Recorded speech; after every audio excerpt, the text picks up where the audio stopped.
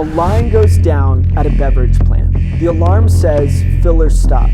That's it. No reason, no cause, just a red light and 84,000 cans an hour going to zero.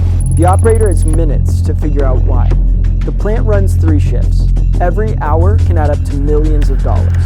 Solving a factory failure takes a village, a room of specialists, process engineers, maintenance, quality, whiteboards covered in fault codes, binders of work orders, vendor manuals in German. By the time the team reached a conclusion, the same line had failed 3 more times. The veteran in the back of the room already knew the answer. Everyone else was catching up to him. What we built at Allie is called the fault propagation graph. Start with the word graph.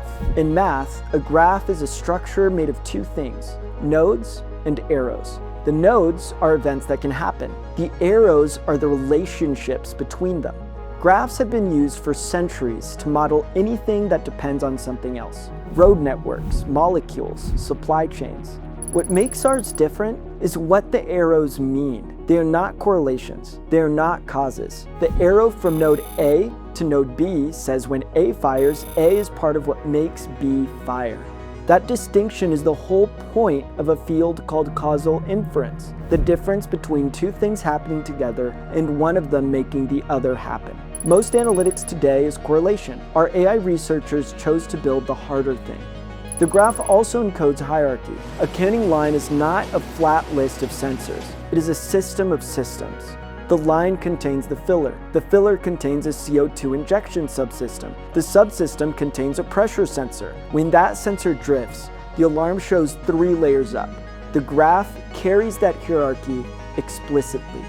None of this is learned from raw data. It is encoded from process know-how. 30 years of engineering, process history, lab results, and incident logs, written into a structure a machine can reason over. Every time an operator provides the graph feedback, it gets sharper.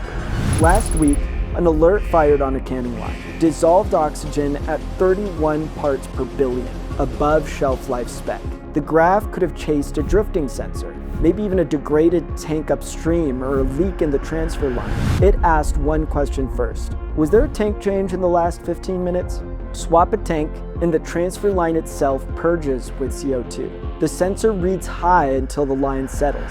That instinct used to live in one head.